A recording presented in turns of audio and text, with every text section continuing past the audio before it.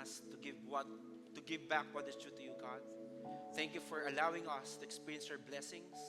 And we pray that we will always be in a posture of worshiping you with all the blessings that we are receiving from you, God. Lord, bless everyone. In the mighty name of Jesus, amen and amen and amen. Good afternoon, everyone. Welcome to our 2 p.m. service. My name is Christian. I'm one of the pastors here. And we're still in our series, Unstoppable. But before we proceed to our series, grabe, Miss Yeli, na-move ako sa kanta mo. Di ba? How many of you na-appreciate nyo si Miss Yeli? Minsan lang yan. Pero grabe lang yung hindi ko maiwasang mag-comment because I really appreciate it. Punong-puno ng puso while she was sharing and singing that song. And I hope na kayo din naramdaman niyo yung pagmamahal ng Panginoon. So we're still in the series Unstoppable, and in this series we will look how the church, yung church po naging unstoppable, most especially in the time of Acts, how the Holy Spirit moved in and through their life to the point that they're really preaching the gospel left and right. There's so many people added in the church. And for the past how many weeks, this is our 4th week already, yung una po natin pinag-usapan, the infilling of the Holy Spirit, wherein they got empowered by the Holy Spirit, and they had an opportunity to come together and be as a church. Then they devoted themselves to the apostle teaching, and there's a radical change of the community. And last week, I took the opportunity to really share yung boldness nila sa pag-preach ng gospel. And right now, napakaganda po ng topic natin because what we're going to talk about, it's all about miraculous salvation. How many of you here have family members that you know na kailangan niya talaga si Lord? Wala. So, sino to? Alam mo yung family members, relatives, friends, alam nyo kailangan niya si Lord. And I hope that as we dwell in the Word of God, we will understand the very heart of Jesus for everyone. That the gospel is for everyone, not just for you. So I would like to ask everyone to stand up and open your Bible in Acts chapter 9. But I want you to know that everything that we're doing right now is all about the mission that God has given us. So meaning, si Lord po, binigyan po tayo ng mission, at isa sa mga mission na meron tayo dito is God placed us in Victory, itong Victory Pasig po sa Pasig. At yung heart natin is not just for us to go around, but for us to really preach the gospel. So meaning, ang una pong heart ng Victory Pasig kung bakit po na-plant ay para ma-preachan po natin, ma-reach out natin Rizal High School. And we will still gonna go back there. We will continue to preach the gospel. Not only that, kung saan tayo in-entrust ng Panginoon, which is what we call usok. Sabihin mo sa katabi mo, usok. Ugong, San Antonio, Orambo, at Kapitolyo. So like what I've said, ito yung heart ng Panginoon sa atin. May mission ang Panginoon. Sabihin mo sa katabi mo, may mission ng Panginoon sa'yo. Alright, let's go to Acts chapter 9, verses 1 to 9. Same thing, if this is your first time, parati ko po sinasabi, I hope that you have your own Bibles. Ayun, saya naman dito. May kanya-kanya silang Bible dito sa harapan. Physical Bible. Kompleto, ha? Okay. So, sisimulan ko. Then after, tuloy-tuloy tayo. Sabay-sabay nating basahin yung Acts chapter 9, verses 1 to 9. It says here, but Saul, against the disciples,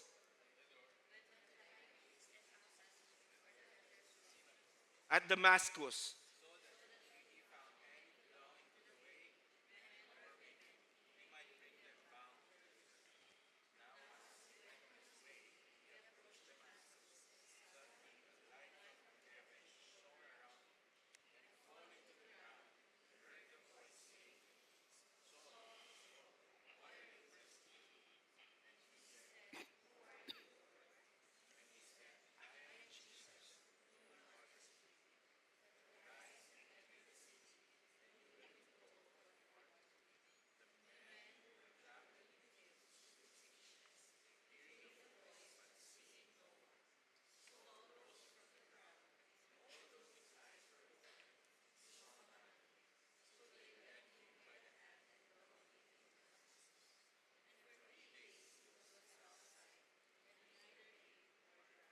Lord, we just want to say thank you for the reading of your word. We pray that you will just illuminate your word, prepare our hearts. Tagalin niyo po, Panginoon, yung mga hard hearts na meron kami, but rather we want to be transformed by you. In the mighty name of Jesus, amen and amen. You may take your seats.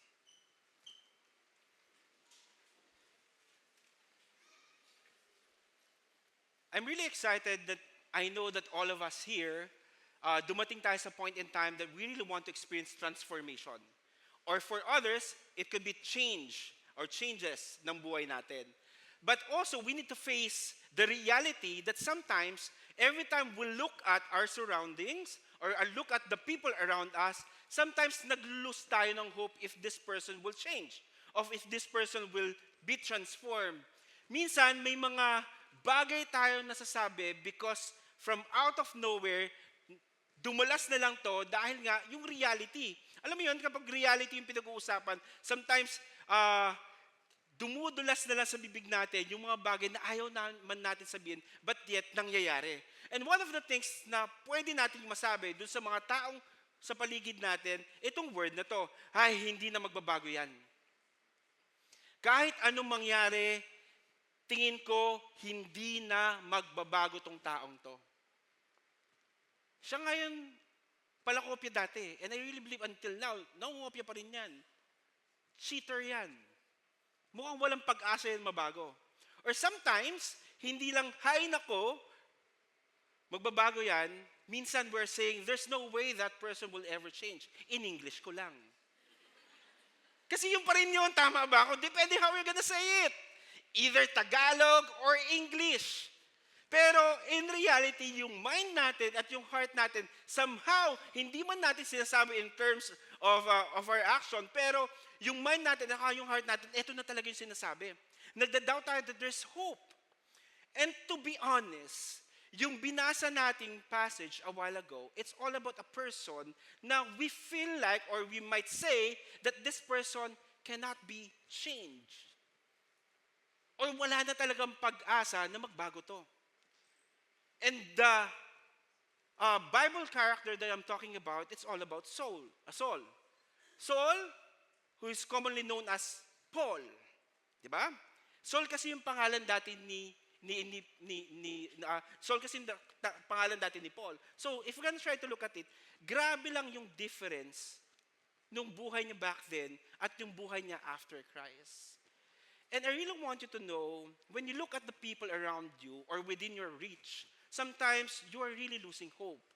Feeling mo kasi wala ng pag-asa mabago tong taon to. But as we dive into the very Word of God, we will allow the Holy Spirit to change our hearts and even our minds. That those people around us can be changed by God. And you know what? The Bible is telling us, sino ba tong si Saul na to? Sabi niya, but Saul still breathing threats and and murder against the disciple. If you're going to try to look at the description kung sino si Paul, sobrang clear dito, si Paul daw is still breathing threats and a murderer.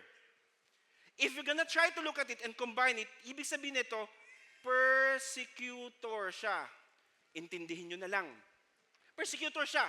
So, ibig sabihin, napaka-clear in description, against siya sa mga disciples ni Lord, to the point na gusto niyang pumunta sa high priest at mag-ask ng letter at kung sino man men and women na against sa paniniwala niya,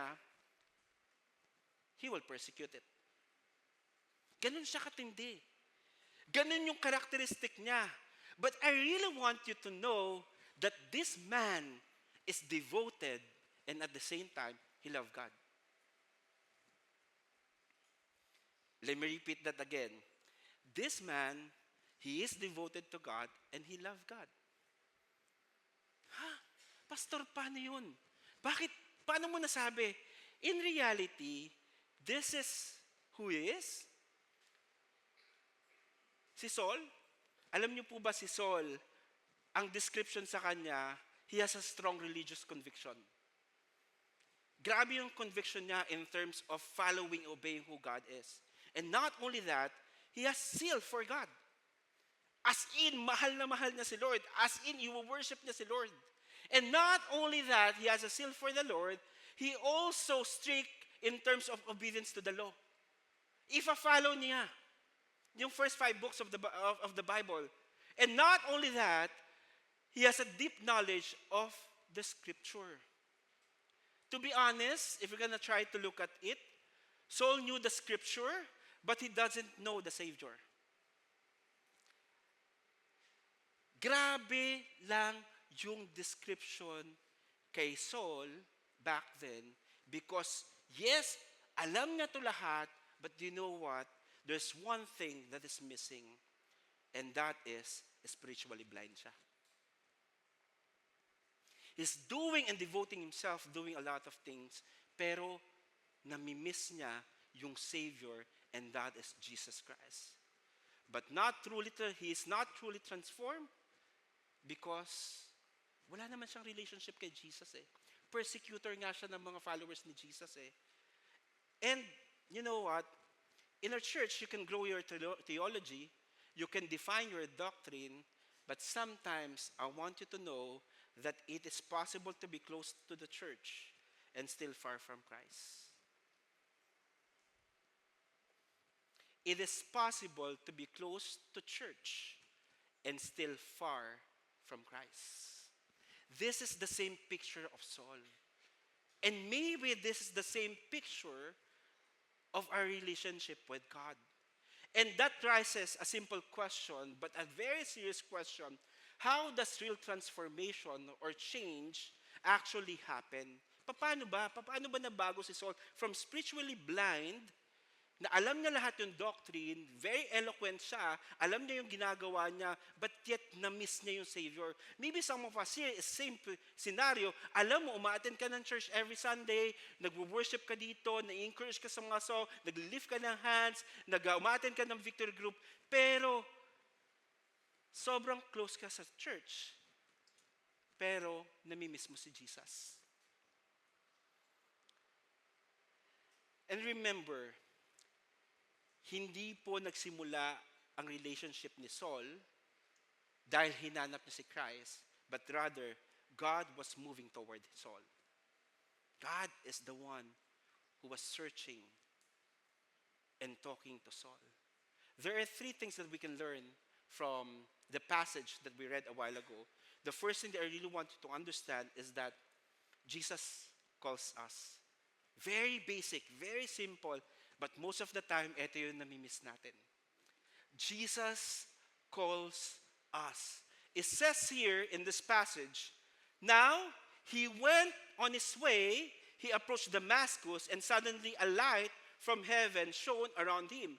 And falling to the ground, he heard a voice saying to him, Saul, Saul, why are you persecuting me? And he said, who are you, Lord? And he said, I am Jesus, whom you are persecuting, but rise and enter the city, and you will be told what you are to do. The men who were traveling with him stood speechless, hearing the voice, but seeing no one.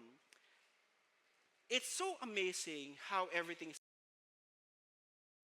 The Bible gave us a description kung sino si Saul. And right now, this is the very encounter of Saul to Jesus. He was persecuting those people who's following Jesus. And right now, it says here, now he went to his way, he approached Damascus, and suddenly, I really like this suddenly, because suddenly is like a change of direction. Something will come up. Something will happen. At yung something will happen na yan, I want you to know this is God-initiated. Si Lord mismo nag-make ng opportunity in order for His direction to be halt or to be paused for a moment. And not just for a moment, but even for a lifetime. This is the very encounter of Saul with Jesus. Imagine, ang goal niya, pumunta doon para ma-persecute yung mga tao, hihingi siya ng authority, then right now, and a light from the heaven shone around him, and falling to the ground, and he heard a voice to him said, Saul, Saul, why are you persecuting me? This is very amazing. Because, first and foremost, God is really calling Saul directly, personally. sa name niya. Sabi niya, Saul, Saul. Ibig sabihin nito, yung opportunity na sinasabi niya, ngayon, kailangan mo maintindihan na yes, I called you, but I called you not just in a way na Saul, Saul yung tawag ko sa iyo, pero itong tinawag ko sa iyo, 2 beses ko inulit, hindi kita tinawag, hey, persecutor, hey, sinner, but he was so personal to call Saul twice. 2 beses. Ibig sabihin nito, binibigyan ng diin, binibigyan ng highlight. Kilala ni Lord kung sino si Saul. But the good thing about it, hindi sinabi ni Lord, hoy, sinner. Tinawag ni Lord, Saul, Saul. Very personal. And the next question, why are you persecuting me? And the great thing about it, he said, sabi niya dito, sabi niya, who are you, Lord? The second thing that he asked to God, who are you, Lord? Sino ka ba? And he used the word for, in their times, pwede kasi sinabi, who are you, sir? It's just a matter of a general or common name for him. But the good thing about it, after calling his name, sabi ni Lord, I am Jesus. Isipin niyo to. Wala na si Jesus at that time. He already resurrected. And after resurrection, nag-ascension na siya. He's with God, but yet he had encounter with Jesus. He called him personally, Saul, Saul, and he said, who are you, Lord? Meaning, alam niya lahat, eloquent siya about the word, pero na-miss niya talaga si Jesus. Then Jesus revealed himself to him, I am Jesus. At yung matindi dito, sabi niya, whom you are persecuting. Ako yung pinapersecute mo. Ako yung hindi mo sinusunod. Ako yung hindi mo ina-obey. If you can try to look at it, there's so many times God is calling us. Calling you by your name. So many times, si Lord, meron siyang ginagawang encounter para sa'yo, tinatawag niya yung pangalan mo, but yet, most of the time, hindi rin natin siya nare-recognize, who are you, Lord?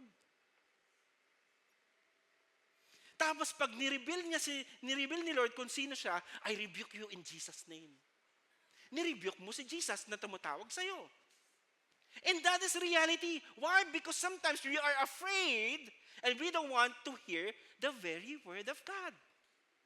But remember, yung start ng transformation, it's all about God calling you and not you calling God.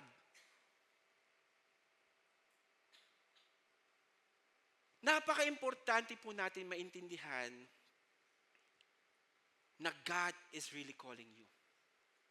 The question is, will you respond? When Jesus calls, it's personal. He knows you, He sees you, He calls you by name. How many times ka nang tinawag ng Panginoon? How many times na ininterrupt ng Panginoon yung ginagawa mo para lang makinig ka sa Kanya? But He didn't stop there. The second thing that I really want you to understand, when God calls us, ang susunod niyang gustong gawin, Jesus will transform us if we will respond to Him. Sabi dito in this passage, Saul rose from the ground and although his eyes were open, he saw nothing. Ibig sabihin na blind siya. So they led him by hand and brought him into Damascus. And for 3 days, he was without sight, neither ate nor drank. Grabe yun. Nabulag siya. Nung nabulag siya, try to imagine yung persecutor na to, he doesn't have any authority at all because he's helpless. He can't even see. To the point na kailangan niya ng tao para dalhin siya sa Damascus. Para maintindihan niya at para makapunta siya doon sa direction na pupuntahan niya. For 3 days, no sight, no food, no strength. You know what? Sometimes, God turns off the light so that we can finally see Him. Sometimes, may mga bagay sa mata natin na akala natin ito yung dapat na direction para makita natin si Lord. Sometimes, kailangan i-shutdown ni Lord yun eh.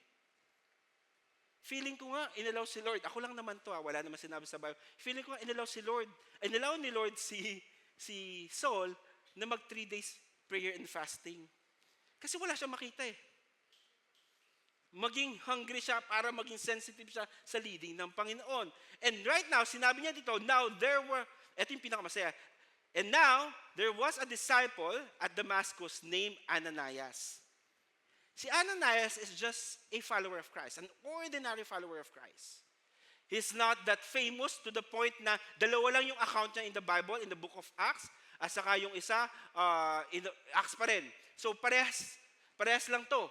So, imagine, 2 beses lang ito binanggit sa Bible. Sabi niya, the Lord said to him, Ananias, in a vision, and he said, "Here I am, Lord."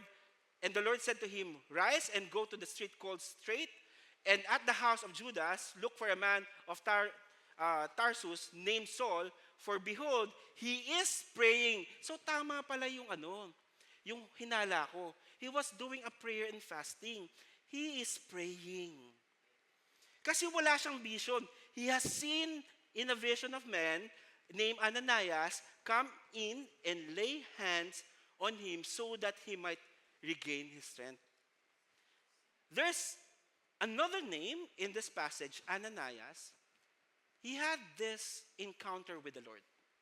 And the encounter that he had with God is for him to be used by God to go to Saul so that he may be able to lay his hand on him para ma-regain yung sight niya. Pero, if you will try to continue the passage, grabe lang yung hesitation niya. But Ananias answered, "Lord, I have heard from many about this man, how much evil he has done to your saint at Jerusalem." Grabe. Look at the fear na meron siya. Lord, narinig ko itong Saul na to. Pumapatay ito ng mga Kristiyano, tapos ngayon papapuntahin mo ko? Kristiyano ko, follower mo ko? Do you want me to die? Ako lang naman yon. But the good thing about it, God made it clear to Ananias kung anong gagawin niya. Sabi niya dito, and here, he has authority from the chief priest to bind all who call on your name. Grabe to, Lord. Grabe authority niya. But the Lord said to him, "Go." Simple lang. Tama na excuses. Just go. Why? Because for he is a chosen instrument of mine to carry my name before the Gentiles and the kings and the children of Israel, for I will show him how much he must suffer for the sake of my name. Ako lang naman to, iniisip ko. Siguro may encourage din ako. Lord, nakakatakot tong taong to. Pumapatay ito ng Kristiyano. Tapos ngayon, tatawagin mo ko para pumunta sa kanya, ilay-hands ko siya, para matanggal yung skill sa mata niya at makilala ka niya. Pero thank you Lord kasi very encouraging yung promise mo. Ang promise mo, pag pumunta ako doon, unang-una, sinabi mo sa akin, may purpose ka para sa kanya. Ang purpose mo is for him to carry the mission of your name. Carry my name. Sabi niya, clear yun sa akin, Lord. Naintindihan ko that he will carry my name. Pero mas encouraging tong pangalawang sinabi mo, ako lang naman to. That he must suffer for the sake of my name. Aba, makakaganti na ako. Makakaganti na yung mga Kristiyano, magsasuffer siya para sa'yo. But try to look at it. Every time you will respond to the call of God, the Bible didn't promise that you will never experience sufferings. But in reality, you will experience sufferings. But the good thing about it, every time God will call you to a specific purpose, like Ananias, no matter how cruel, no matter how bad the person is, as long as God says, go, we need to go. Kapatid, sino ba dito yung mga sinabihan ka na ng Lord na parang ikaw si Ananias, can you just share me to your friend? Can you just share me to your family? Can you just share me to your siblings? Ay, Lord, nakakatakot yun eh. Hindi ko nga kaya mag-share sa boss ko eh. Lord, nakakatakot yun. Hindi ko nga kaya mag-share sa classmate ko. But look how he responded in verse 17. And Ananias departed and entered the house. He obeyed the Lord. Without any hesitation. And laying his hand on him, and then he said, Brother Saul, ang ganda ng tawag niya, cease, brother, ganun ka agad. Ibig sabihin, part ka na ng church, part ka ng spiritual family. Ganun na yung proclamation niya. The Lord Jesus said, appeared to you on the road by which you came has sent me so that you may regain your strength and be filled by the Holy Spirit. And look at what had happened. And immediately, something like scale fell on his eyes. He regained his sight. Then he rose and was baptized. Because of the obedience of Ananias, Saul was able to experience God's goodness, God's greatness, God's miracle. Kung hindi nag-obey si Ananias, I don't know what will happen to Saul. I really believe most of you here, you're like Ananias. The question is, will you depart and will you enter where God is calling you? Saan ka ba pinapapunta ng Panginoon? Ano bang gustong gawin sa iyo ng Panginoon? Remember, Jesus transforms us. He heals our brokenness and uses His people to lead into His purpose. Yes, there's a person na kailangan si Jesus at kailangan ng someone who will take the opportunity in order for that person to experience who God is. Kapatid, maybe some of you here, you're Saul. You need Jesus. You are broken. And I really believe that Ananias will come to reality to you. And maybe some of you here, you are Ananias. Please, stop making excuses. Sabihin mo sa katabi mo, tama na ang excuses. Why? Because kung hindi nag-obey si Ananias, walang transformation na mangyayari kay Saul. That's why the third thing that I really want to understand, yes, Jesus is calling us, Jesus is transforming us, and now Jesus is sending us. Look at what had happened to Saul, to turn to Paul. And immediately, he proclaimed Jesus in the synagogue, proclaiming who God is in his life, from persecutor to a preacher. And not only that, he is, ano yung pinoproclaim? Saying, he is the Son of God, which is Jesus. And all who heard him were amazed and said, is this the man who made havoc in Jerusalem of those who called upon his name? And has he not come here for this purpose, but to bring them bound before a chief priest? But Saul increased all the more in strength, at pinakamatindi dito, he is really proving that Jesus was the Christ. Grabe po yung transformation ni Saul na naging Paul. He experienced the forgiveness of Jesus Christ when he responded to that. But I really want you to know that whatever you are facing right now, whatever experiences that you had in the past, never forget in Acts chapter 4, verse 12, and there is salvation in no one else, for there is no other name under heaven given among men by which we can be saved. Only through Jesus you can be saved. That's why I want you to know that Jesus is calling you to himself. Jesus is calling you to himself. And not only that, Jesus wants to transform your life. And finally, I want you to know that Jesus wants to use you for His glory. Kapatid, yung testimony nila is a testimony of how God moved, transformed in their lives. And I really believe God prepared a testimony for you as well. But the question is, will you respond? Will you respond to that call that God has given you? Will you surrender your life to the Lord? I want you to close your eyes and bow your heads. If you are here and you know that God is really calling you, for the past how many years you're running away sa call ng Panginoon for you to be with Him, for you to experience His goodness and His faithfulness. Pero ito pa rin yung excuse natin, we're running away from Him. But this time, what you really want to do, and you know in your heart that you really want to surrender your life to the Lord, you want to put your trust on Him, you want to believe in Him and start a new life. If that is you, without any hesitation, if you know God is calling you, will you respond?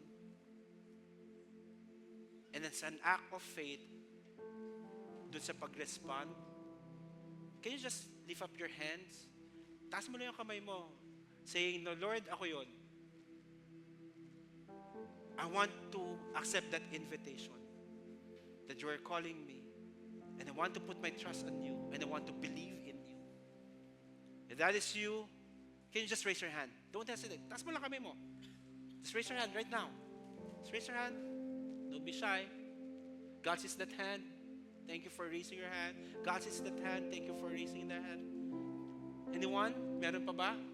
God sees that hand.